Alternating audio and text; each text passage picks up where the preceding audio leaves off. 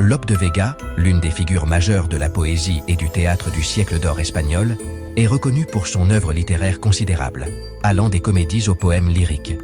Sa vie, empreinte de passion vive et d'une profonde spiritualité, transparaît dans ses écrits, où il explore fréquemment la relation de l'homme avec le divin. Le sonnet « Que me veux-tu que je recherche ton amitié » compte parmi ses œuvres les plus poignantes et mystiques. Dans ce poème, Lope de Vega nous livre une vision intime de son âme confrontée à l'appel divin et à la réponse humaine. À travers un dialogue poétique entre l'âme et le Christ, le poète exprime son étonnement, son repentir et un combat intérieur qui fait écho à l'expérience spirituelle de nombreux croyants. L'infinie patience de Jésus, attendant au seuil de l'âme, contraste avec l'ingratitude et l'indifférence humaine. Le poète crée en prose une image saisissante d'amour et de rédemption.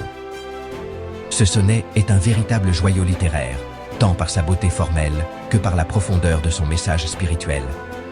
Il nous invite à méditer sur notre relation avec Dieu et à ouvrir notre cœur sans réserve à son amour inconditionnel. Je vous invite à l'écouter. Que me veux-tu que je recherche ton amitié? Quel intérêt te pousse, mon Jésus, à passer les sombres nuits d'hiver, couverts de rosée, à ma porte? Oh, combien mes entrailles furent insensibles, car je ne t'ouvris point. Quel étrange délire, si le gel de mon ingratitude a flétri les plaies de tes pieds purs. Combien de fois l'ange m'a-t-il dit, « Âme, regarde donc par la fenêtre, tu verras avec quel amour il insiste pour t'appeler. » Et combien de fois, ô beauté souveraine. Demain nous lui ouvrirons, ai-je répondu, pour répéter la même chose le lendemain.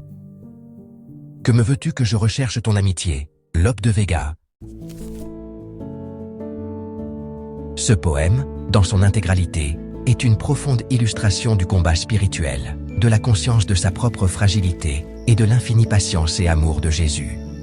Il nous encourage à répondre à l'appel divin avec promptitude et sincérité, en reconnaissant l'immense grâce qui nous est offerte. C'était le Campanile de la Vendée. N'hésitez pas à liker et à partager. Au revoir, chers guerriers du Seigneur.